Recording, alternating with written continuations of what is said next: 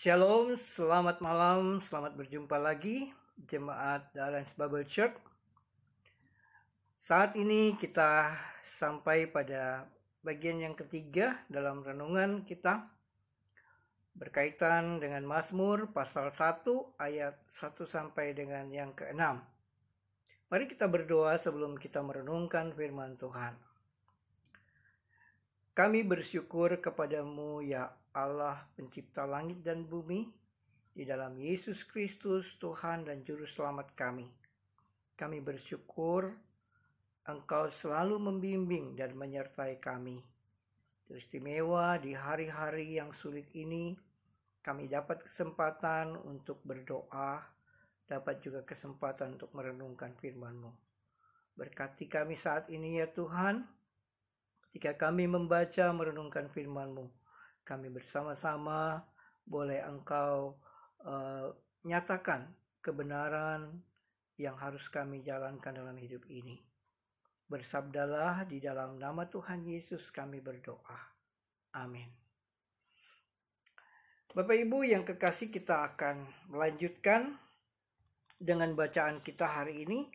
Dan kita khusus memperhatikan ayat yang ke-4 dan sampai dengan ayat 6. Ayat 4 sampai dengan ayat 6. Bukan demikian orang fasik, mereka seperti sekam yang ditiup angin. Sebab itu orang fasik tidak tahan dalam penghakiman. Begitu pula orang berdosa dalam perkumpulan orang benar. Sebab Tuhan mengenal jalan orang benar, tetapi jalan orang fasik menuju kebinasaan. Dalam Mazmur pasal 1, khususnya ayat 4 sampai 6, kita sekilas akan melihat tentang masa depan dari orang benar. Memang di situ yang dijelaskan ialah orang fasik, yang digambarkan bahwa mereka seperti sekam, seperti yang gampang ditiup angin, dan bahkan tidak tahan pada tahun-tahun penghakiman, tidak tahan pada penghakiman. Dan orang-orang yang berdosa pun juga dalam perkumpulan orang benar tidak tahan. Apa yang menarik pada bagian ini, Bapak Ibu, kita semua, kalau kita flashback hidup kita, melihat ke belakang, kita melewati masa lalu, sekarang ada di dalam masa kini, dan kita sedang menuju ke masa depan.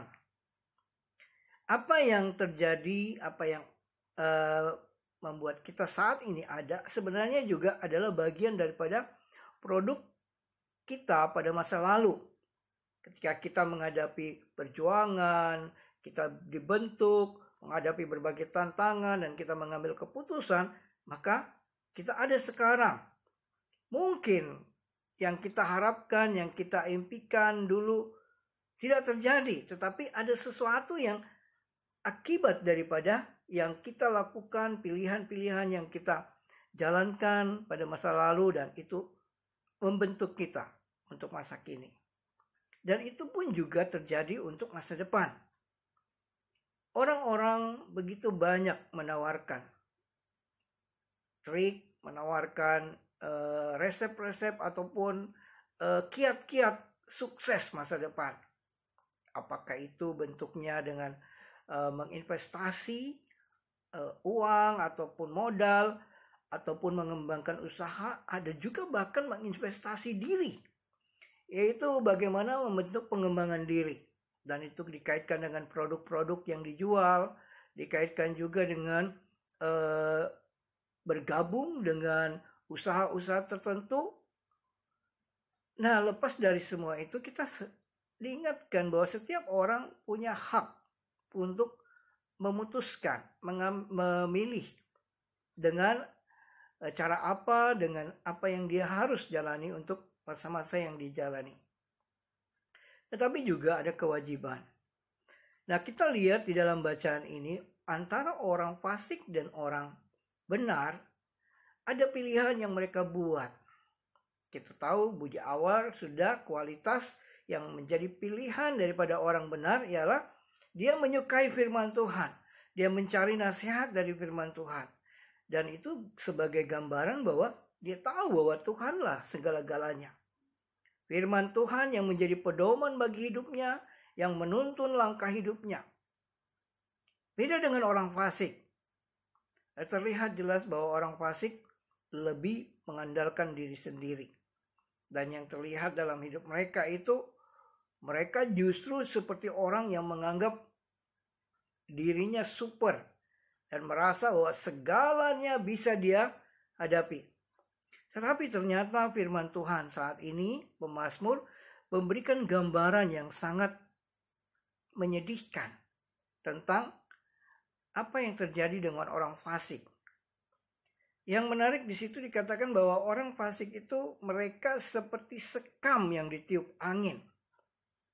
Seperti ampas padi, hasil dari penggilingan atau ditumbuk, sekam itu ditiup angin. Ditiup angin dan kemudian lenyap, tidak ada gunanya. Beda dengan orang benar yang tentu di sini membedakan tentang isi di dalam diri seseorang. Orang benar dan orang fasik itu ada jelas di dalam kualitasnya terlihat. Orang fasik berjuang ini itu dan sebagainya, ternyata hidupnya bagikan sekam. Mereka ditiup angin. Kita tahu, diingatkan bahwa hidup kita di dunia ini memang sementara.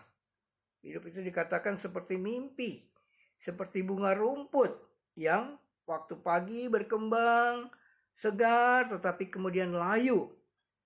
Seperti mimpi, tidur sebentar, bangun pagi, mimpi, kemudian lenyap. Itu di dalam perspektif yang kita lihat di hadapan Allah, manusia sebenarnya seperti itu. Tetapi ketika orang benar tahu persis apa arti hidupnya, dia datang kepada Tuhan penciptanya, dia datang mendekat kepada Tuhan untuk mendengarkan, dia mendapatkan sesuatu nilai yang lebih daripada orang fasik yang tidak dapat bertahan. Nah, Bapak Ibu yang kekasih dalam Tuhan, dari bagian ini kita dapat melihat apa yang akan terjadi dengan masa depan orang-orang, termasuk kita. Apakah kita seperti sekam? Dan bahkan yang menarik juga, orang-orang yang benar, orang-orang yang berdosa itu, selagi di dunia ini pun juga sudah dapat dilihat bagaimana dia tidak bertahan di dalam kumpulan orang benar. Nah, ini hal yang tentu sangat menarik, ya. Kita membangun komunitas, apakah bentuknya di dalam komunitas kita sama-sama berjuang untuk sebuah bisnis, atau kita di dalam komunitas gereja, atau di dalam komunitas apa saja. Tetapi ketika orang benar dan orang berdosa itu berkumpul, orang berdosa tidak bisa bertahan di dalam lingkungan orang benar. Dan inilah juga yang membedakan. Ya. Karena orang benar akan teguh berdiri dalam kondisi apapun. Seperti pohon di tepi air, dia tidak pernah layu daunnya, selalu segar. Suatu hal yang saya amati menarik sekali. Ya, menarik karena apa? Kita kemudian secara khusus hati kita ini di mana firman Tuhan ini bekerja untuk membedah apa yang sedang ada di dalam diri kita. Saudara, saya tidak tahu masa lalu saudara dan apa yang sedang kita pikirkan untuk masa depan. Tetapi saya belajar sesuatu dari bacaan ini, bahwa mengapa masa depan orang benar itu sesuatu yang lebih baik, jauh lebih baik daripada masa depan orang fasik. Ayat yang ke-6 terakhir dikatakan, Tuhan mengenal orang benar. Nah, apa sih bedanya Tuhan mengenal orang benar dengan tahu segala sesuatu tentang orang fasik? Ternyata di dalam kata mengenal di sini sangat dalam artinya. mungkin kita hanya sebatas mengerti bahwa Tuhan mengenal, Tuhan tahu saya ada dimanapun saya berada. Tapi tidak seperti itu. Orang-orang yang mengenal Tuhan dan sebaliknya Tuhan mengenal dia.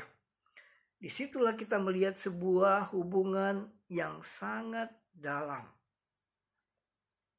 Seperti Bapa sayang anaknya, demikian Tuhan sayang kepada orang-orang yang takut akan Dia. Ya, itu salah satu poin yang saya sungguh dihiburkan. Orang-orang yang benar, orang yang takut akan Tuhan itu punya hubungan seperti Bapa dan anak. Tuhan dengan kita, Dia seperti Bapa, kita anaknya. Itu sebabnya ketika kita berdoa, berdoalah dengan seruan menyembah Dia, menyebut Dia sebagai Bapa. Ya Aba, ya Bapa. Luar biasa perhatian, dan di dalam situlah kita mengerti mengapa disebut Tuhan mengenal. Ternyata inti daripada kata mengenal itu bukan hanya berbicara kenal, tahu, tetapi Tuhan masuk di dalam kehidupan orang benar. Tuhan juga memimpin, menuntun seperti gembala yang baik itu. Menuntun perjalanan hidup, menuntun domba-dombanya, dan kebajikan itu mengikut seumur hidup. Nah, inilah masa depan orang benar. Bapak Ibu, kita sudah melihat kualitas, kita melihat bahagia, betapa bahagianya. Masihkah kita merasa diri kita hebat? Sama sekali tidak ada. Kita hanya datang kepada Tuhan. Dan di hari ini kita secara khusus merenungkan ini, mengingatkan kita.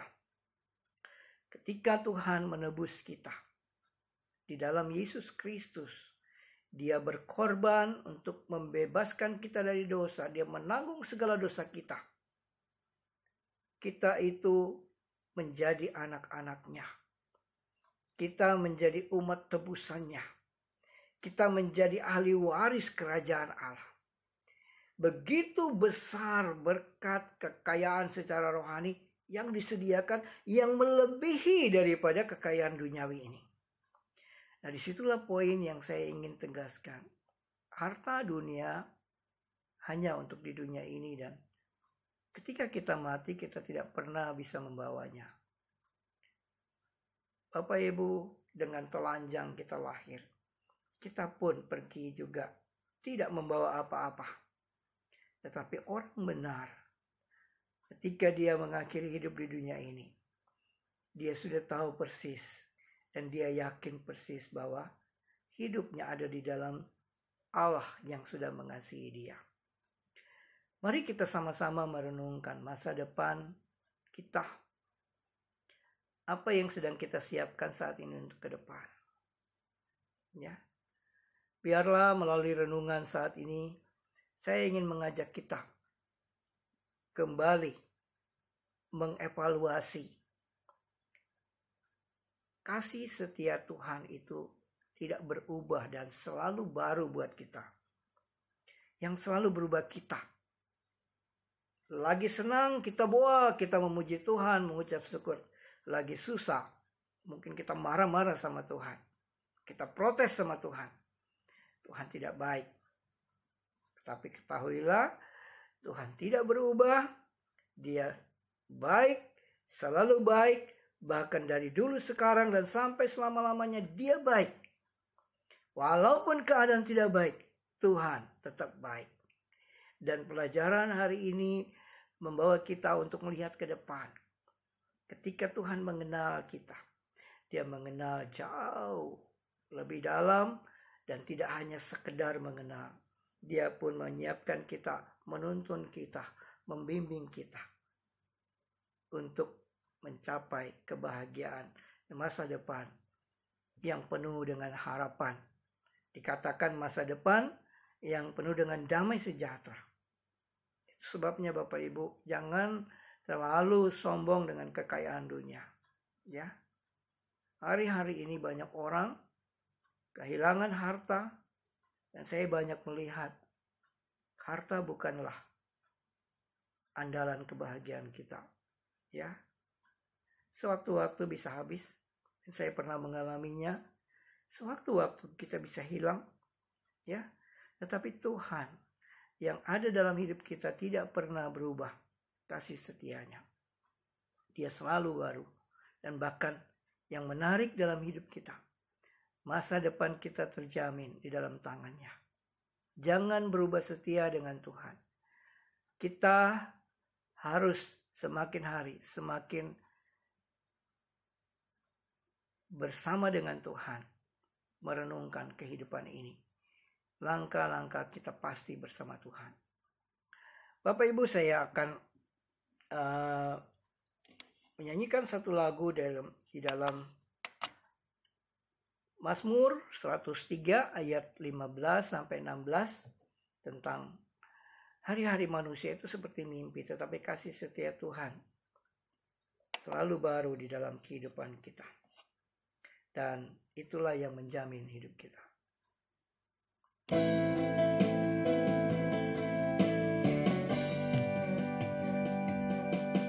Hari-hari manusia seperti rumput, seperti bunga di padang, ia berbunga. Apabila angin melintasinya, maka tak ada lagi ia, dan tempatnya tidak mengenalnya lagi.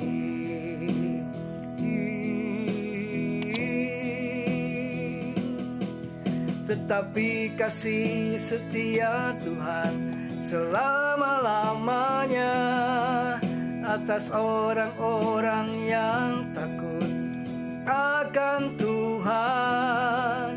Keadilan bagi orang yang berpegang pada perjanjiannya dan ingat untuk melakukan titahnya. Tetapi kasih setia Tuhan selama-lamanya atas orang-orang yang takut akan Tuhan. Keadilan bagi orang yang berpegang pada perjanjiannya dan ingat untuk melakukan titahnya. Dan ingat untuk melakukan titahnya.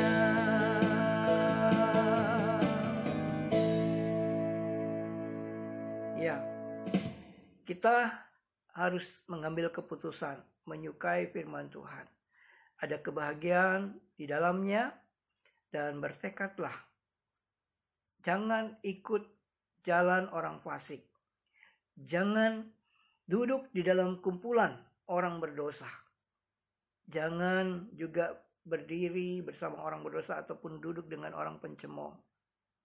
Pilihan-pilihan ada dalam diri kita dan Tuhan sudah menunjukkan apa yang harus kita lakukan. Mari kita berdoa. Kami sangat bersyukur kepadamu ya Bapa untuk apa yang Engkau boleh kembali menyegarkan dan mengingatkan kami. Kami sadar Tuhan, hari-hari kami seperti mimpi, seperti bunga rumput. Tetapi kasih setiamu itulah yang menjadi penghiburan, kekuatan bagi kami. Saat ini kami serahkan diri sepenuhnya dan mohon Tuhan kuatkan kami. Ketika kami mengambil keputusan, pilihan-pilihan kami supaya kami mengandalkan Engkau. Tidak ada yang salah ketika kami bekerja, mencari nafkah dan melakukannya. Tetapi ketika hati kami terpaut kepada dunia ini, itulah yang membuat hidup kami bermasalah. Dan akhirnya kami tidak punya masa depan yang baik. Kami harus kembali kepadamu ya Tuhan, sehingga di hari-hari seperti ini, sekalipun penuh kesulitan, kami percaya bahwa bersama dengan Engkau selalu menuntun dan membimbing kami. Saat ini ya Bapa, kami mau berdoa untuk Ibu Diah atas polisi KBRI Timor Leste yang sedang berduka. Tolong kuatkan dia, hiburkan dia, yang atas perkenan-Mu engkau mengasihi suaminya dan berkenan memanggil pulang. Tuhan, biarlah damai sukacita dari penghiburan dari Tuhan yang mengisi hati keluarga yang berduka. Tuhan, kuatkan, teguhkan. Kami percaya di dalam iman kepada Tuhan, almarhum sudah berjumpa dengan Tuhan. Kuatkan, teguhkan semua keluarga, khususnya Ibu Dia yang pergi berjumpa dengan semua keluarga dan melihat jenazah almarhum sampai saat pemakaman, semuanya di dalam kemurahan dan berkat daripada Tuhan. Terima kasih Bapa, kiranya damai sejahtera daripadamu mengisi hati kami semua, sehingga kami percaya bahwa Engkau selalu mengenal, selalu menuntun dan menyertai kami. Ini doa syukur kami Bapa, hanya dalam nama Tuhan Yesus Kristus kami berdoa. Amin.